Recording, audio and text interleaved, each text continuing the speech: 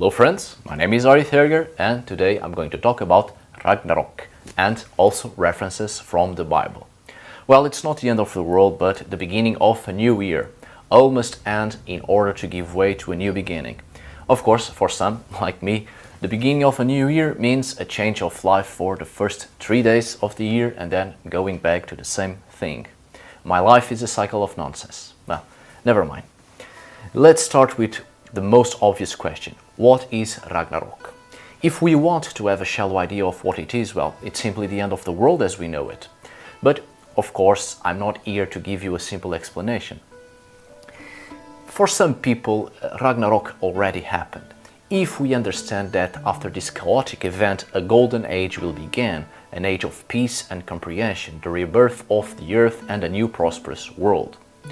More or less 10,000 years ago, the Ice Age finally came to an end, and we progressively stopped being hunters and gatherers and began to tame the land through agriculture and pastoralism.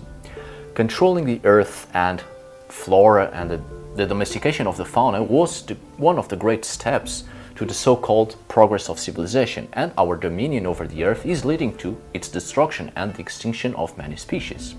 In the long run, this is Ragnarok, a battle of more than 10,000 years, humanity versus nature, and we are actually winning and accelerating our doom. But intelligent as we are finding better solutions to reduce the stain upon the earth that we left. So in other words, we are now progressively walking towards a golden age. Well, this is just one perspective of what Ragnarok might be if we take a look at our nowadays reality. But the purpose of this video isn't to speak about environmental issues. Due to the popularity of Norse mythology and the history of the Viking Age, today in movies, television, literature and games, many people who until then did not know the myths or knew little about it became more interested in the subject. So before I jump to something a little bit more complex, I'll first try to give you a simple and straightforward comprehension of what Ragnarok is. First things first, Ragnarok is a myth of Nordic origins created by the peoples of medieval Scandinavia. It might be a myth with older origins, but as it reached us today, the whole concept seems much more medieval than prehistoric. In the Middle Ages, between the 5th and the 11th centuries, between the Vandal period and the Viking era, the Norse mythology took shape and was developed into the perspective we have on the written sources. The medieval interpretation of Ragnarok refers to future events in an unspecific period of time in which catastrophic events will occur that will profoundly change the world as we know it. All stories must have an end, but just like in every mythological account and some religious interpretations, Ragnarok isn't the end of time. Rather, it's an event with a purpose, a period of change.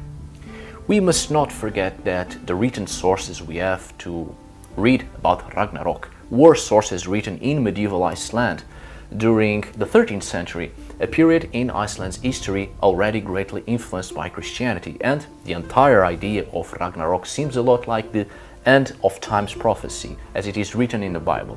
So let's take a look into some similarities.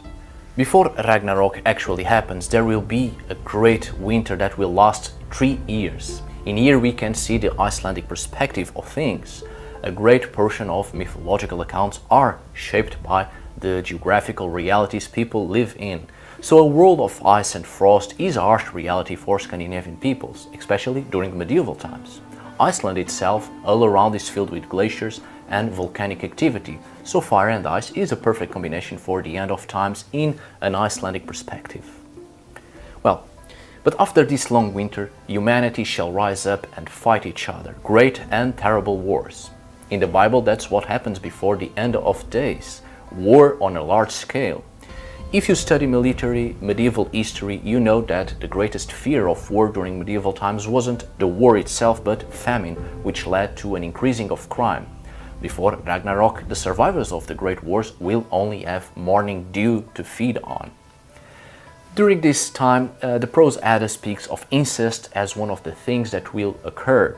Siblings do incest, and also in the Voluspa speaks of the sons between brothers and sisters that will stain kinship, as we also have in the Bible during the end of days. breakdown of the family with people who have no natural affections. Then we have great earthquakes, also in the Bible and in the Prose Edda, as I will quote. The whole surface of the earth and the mountains will tremble so that the trees will be uprooted from the ground. Mountains will crash down. In the Voluspa, a fear will quake all when Heimdall blows the great horn Hjallarhorn and Yggdrasil itself shakes. We also have these references to earthquakes in the Poetic Edda, and I could go on with more similarities between the Bible's end of days prophecy and the Norse Ragnarok. Like that part when the dead will walk the earth again, as it says in the Bible, and during Ragnarok the great ship Naglfar will come, built with the nails of the dead, and possibly bringing the dead along, because the dead from the realm of hell will also be in great activity during these catastrophic events. And as I have said in the beginning of this video, mankind in its process of civilization and the attempt to control the earth is destroying the earth itself. It's a point which isn't referred in the Nordic sources, but it's referred in the Bible. The ruining of the earth by mankind. And I'm sure I'm forgetting a few bits and bobs, but don't think I'm one of those that believes that Ragnarok reflects the end of days prophecy in every word. All this to tell you that the perspective we have of Ragnarok was greatly influenced by Christianity, when the old pagan world started to be forgotten and a new spiritual reality was being formed, adopted by the pagans and in most cases forced by the social, political and economic circumstances of medieval Europe. We humans are prone to see patterns in everything, but I must tell you, even if there are clear influences of another religion into pagan mythological accounts, we must take into account that this is a tale that was around before Christianity and even before the written word. In Christian mythology, the world will be destroyed once and for all and historical time is abolished. But in the tale of Ragnarok, we see a very different message. The accounts of the destruction of the world in the Old Norse primary sources are immediately followed by accounts of its recreation. There is no end of the linear history. What Ragnarok describes is a cyclical end of the world, after which follows a new creation, which will in turn be followed by another Ragnarok, and this will keep happening forever.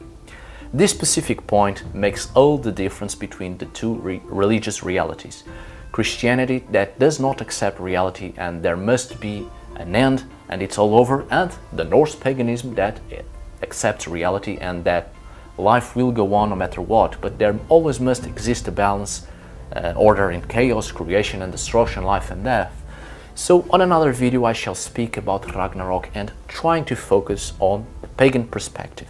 Alright friends, thank you so much for watching, and as I've said, on another video I will speak about Ragnarok in the pagan perspective, so we might actually see the differences between this pagan religious reality with the Christian religious reality, which is important.